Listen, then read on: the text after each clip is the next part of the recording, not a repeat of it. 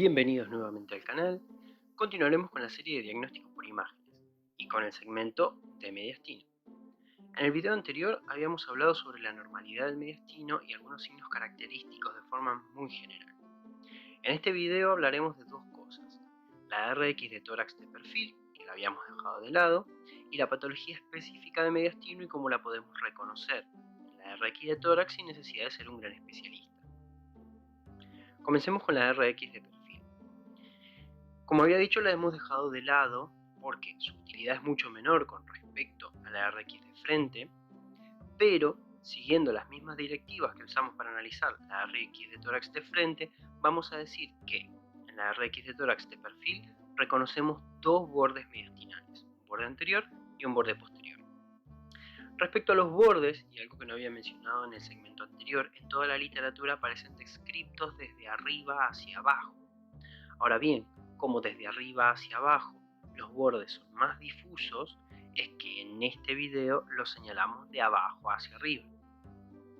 Y bien, el borde anterior, de abajo hacia arriba, vamos a ver una grasa que está mal llamada en la literatura como grasa epicárdica, porque en realidad no corresponde al epicardio, corresponde al pericardio. Continuando a esta grasa epicárdica, el ventrículo derecho, y por encima del ventrículo derecho la orejuela derecha. Decir que de estos tres elementos, la grasa epicárdica y el ventrículo derecho están en contacto con la cara posterior del esternón, mientras que la orejuela derecha se separa de él. Por encima de la orejuela derecha encontraremos el infundíbulo arterial, que es el segmento del corazón del que salen tanto aorta como arteria pulmonar, y continuando hacia arriba el pedículo vascular, aunque este no está muy bien definido, es decir, no podemos seguir tan claramente sus bordes como en la RX de tórax de frente. El borde posterior, desde abajo hacia arriba, vamos a distinguir también grasa epicárdica y la entrada de la vena cava inferior. Luego el ventrículo izquierdo, por encima del ventrículo izquierdo la aurícula izquierda, y aunque no está muy bien definido en todas las RX de perfil, el hilio pulmonar. Por encima del hilio pulmonar, la ventana aórtico-pulmonar. Este es un espacio muy pequeño que queda delimitado entre el callado aórtico y la división de la arteria pulmonar. Es un espacio claro donde muchas veces podemos encontrar allí el nacimiento de los bronquios fuentes. Finalmente, el callado aórtico hacia atrás. Entonces, borde anterior, borde posterior. Además de estos dos bordes, hay que reconocer los llamados espacios claros. Los espacios claros son zonas con densidad aire, y estos espacios claros son el retroesternal, que se encuentra por detrás del esternón, delante del corazón, y el espacio claro retrocardíaco, que se encuentra detrás del corazón, delante de la columna dorsal. En esta proyección también tenemos que permitirnos reconocer determinadas estructuras que no se ven en el frente, como son el seno costofrénico dorsal y el seno costofrénico ventral. El seno costofrénico dorsal posterior siempre es mucho más profundo que el resto de los senos diafragmáticos, y por eso es el primero que se ocupa en presencia de derrame. Muy importante tenerlo presente. ¿Para qué nos sirve una RX de perfil? Nos sirve para determinar lesiones que no son vistas desde el frente, por ejemplo aquellas lesiones que se encuentran detrás del mediastino y muy pegadas a la columna dorsal, pero además nos sirve para localizar una lesión que nosotros vemos en la RX de frente. A través del perfil podemos saber si se encuentra más bien hacia ventral o hacia dorsal. Habiendo ya aclarado esto, vamos a empezar a charlar sobre patología. Comenzaremos hablando de las imágenes más frecuentes, que son los agrandamientos, y de estos agrandamientos los vamos a dividir en dos: los agrandamientos globales del mediastino y los agrandamientos localizados del mediastino. Sepan que los agrandamientos de la sombra mediastinal pueden corresponder bien a un aumento del tamaño de las cavidades, es decir, al agrandamiento de cavidades, o bien a la presencia de tejidos anómalos en el mediastino, lo que llamamos masas. Nos concentraremos en este caso a hablar del agrandamiento de cavidades, ya que las masas dependen mucho de su localización, sus características, su velocidad de crecimiento, donde las encontraremos. En cuanto a los aumentos globales de las cavidades, o aumento generalizado también que se llama del tamaño mediastinal o de la sombra cardíaca, responden siempre a 3 cuadros. El derrame pericárdico por un lado, que en el caso de que sea masivo aumenta la silueta cardíaca, la dilatación cardíaca, es decir, la cardiomegalia propiamente dicha, y finalmente las cardiomegalias que corresponden a otras patologías, como son por ejemplo las patologías infiltrativas. En estos 3 casos queda descartado el error de técnica, es decir, aquella radiografía de frente que se hace no en posterior anterior, sino en antero posterior, dan una imagen de agrandamiento mediastinal. Eso lo tenemos que saber reconocer como un error de técnica y no como una imagen patológica. Las 3 imágenes, tanto el derrame pericárdico, la dilatación cardíaca y la cardiomegalia por otras causas, tienen la misma imagen radiológica. Es por eso que nos tenemos que servir de la clínica y de otros signos para poder distinguir entre una y otra. En este caso, solo hablaremos de la imagen mediastinal, pero saber que en campo pulmonar se producen otras imágenes en estas mismas lesiones que nos ayudarán a distinguirlas, pero las hablaremos directamente cuando hablemos de campo pulmonar. Pasemos ahora a hablar de los aumentos localizados de las cavidades. Estos aumentos o deformaciones de la silueta cardíaca van a depender de qué cavidad es la que se esté dilatando la imagen que dé.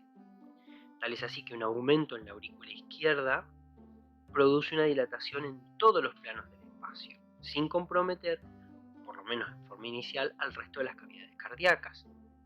Entonces, ante una dilatación severa, una de las imágenes que podemos ver es la imagen del doble contorno. La aurícula izquierda, al dilatarse hacia la derecha, se superpone a la imagen de la aurícula derecha y se verá un doble contorno con un signo de la silueta negativo. Además, al aumentar su tamaño hacia arriba, también elevará el bronquio izquierdo, abre el ángulo carinal por encima de su límite normal y genera en la RX de perfil una muesca en la cara anterior del esófago al comprimirlo en su agrandamiento hacia posterior. Hablaremos ahora del agrandamiento del ventrículo izquierdo. Por radiología, el único agrandamiento del ventrículo izquierdo que es visible es la dilatación o hipertrofia excéntrica. La hipertrofia concéntrica no la podremos ver por radiología, necesitamos otros medios para detectarla. En estos casos, en el agrandamiento excéntrico o dilatación, el vértice cardíaco se hace más prominente. El callado aórtico protruye por el borde izquierdo del mediastino y el botón aórtico aparece aumentado de tamaño. ¿Por qué esto? Al crecer el ventrículo izquierdo, rota el corazón hacia atrás en sentido antihorario, la aorta gira de su posición normal y comienza a verse por el borde derecho. Hablemos del ventrículo derecho. En los casos de agrandamiento del ventrículo derecho, considerando su posición anterior e inferior, determinará una imagen a través de la cual, cuando se agranda, eleva la punta del ventrículo izquierdo. Es decir, en agrandamientos del ventrículo derecho, los cambios los podemos detectar en el ventrículo izquierdo. Una patología y una imagen muy frecuente de ver en pediatría y muy fácil de reconocer es el corazón en bota, propia de la tetralogía de Fallot, hipertrofia del ventrículo derecho con elevación del vértice del ventrículo izquierdo.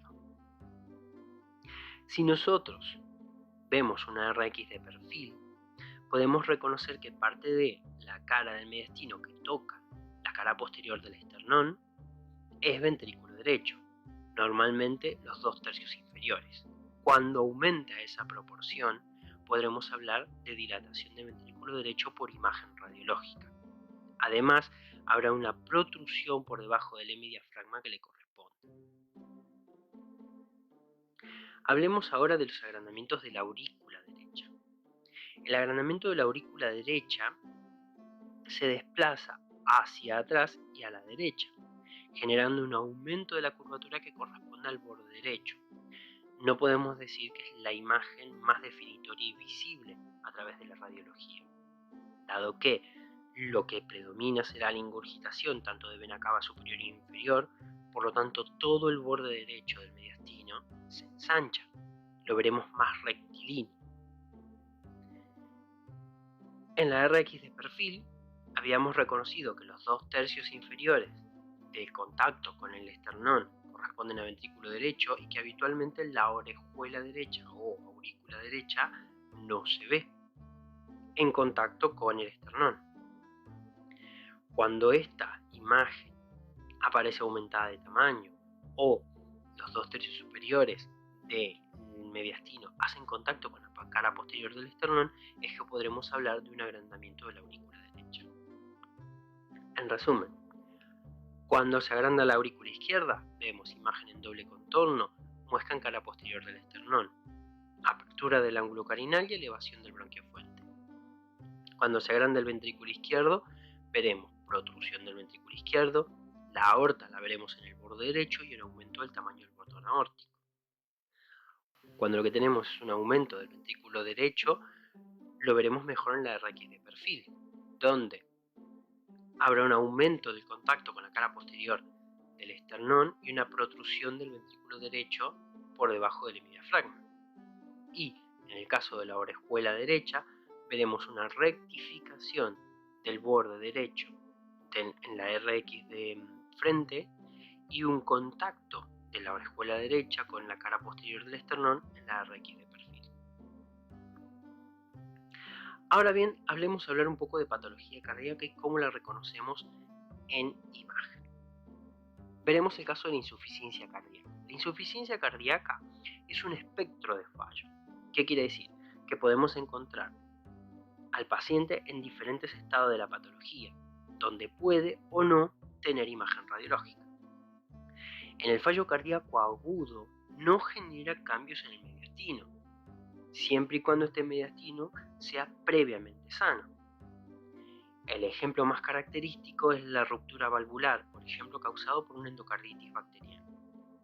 Lo que vamos a ver aquí son cambios en el campo pulmonar consecuencia de este fallo, pero no vamos a ver nada a nivel mediastinal.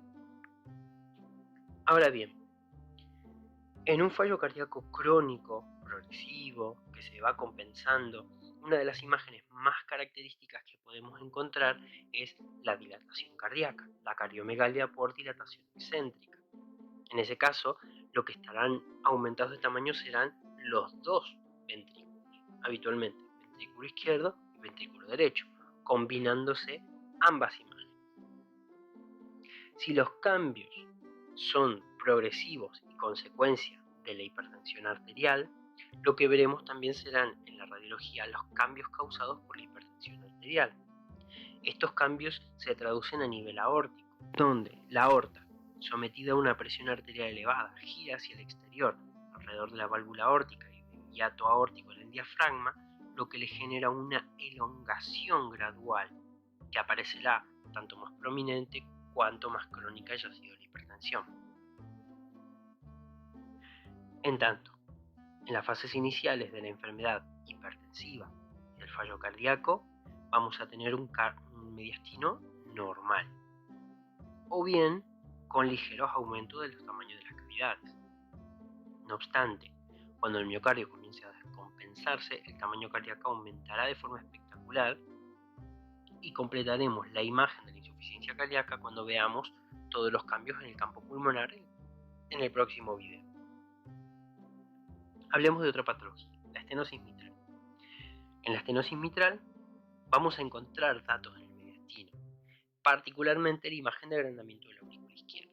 Si la válvula mitral se encuentra estenótica con imposibilidad para abrirse, la aurícula izquierda progresivamente necesitará desarrollar mayores fuerzas para poder abrirla. Esto a la larga le genera una dilatación y veremos allí la imagen de doble contorno, apertura del ángulo carinal, elevación del bronquiofuente, muesca en el esófago, como se ve en la imagen. En el caso de la estenosis aórtica irá progresivamente generando hipertensión arterial, por lo cual la imagen que se verá es la de la aorta hipertensiva. En las miocardiopatías dependerá de qué tipo de miocardiopatía se trate, dado que la miocardiopatía dilatada dará una imagen de ensanchamiento mediastinal generalizado, mientras que la miocardiopatía restrictiva no generará ninguna imagen a nivel miocárdico, porque no habrá cardiomegalia. En el caso del aneurisma aórtico torácico y de la disección aórtica, lo que se engloba como enfermedad aórtico-aguda, en RX convencionales existe poca sensibilidad para establecer un buen diagnóstico. Pero se puede sugerir el diagnóstico si se observan varios hallazgos en simultáneo, en especial si el paciente tiene la clínica adecuada. Nos referimos a ensanchamiento del mediastino, una pérdida de la sombra normal que corresponde al botón aórtico y un aumento en la desviación traqueal o del esófago hacia la derecha. Estos tres signos juntos a una clínica compatible nos pueden hacer sospechar de una enfermedad aórtica. Sé que me salto mucho en estos videos y puede que, en primer lugar, algunos de estos datos son relevantes, que los agrandamientos en sí mismos tienen valor para estudiar el resto de la patología y que muchas de las patologías cardíacas tienen expresión a nivel pulmonar. Por eso es necesario complementar este video con el próximo video, así que no se lo pierdan. No te olvides de me gustear, no te olvides de compartir y no te olvides de comentar. Nos vemos en el próximo video.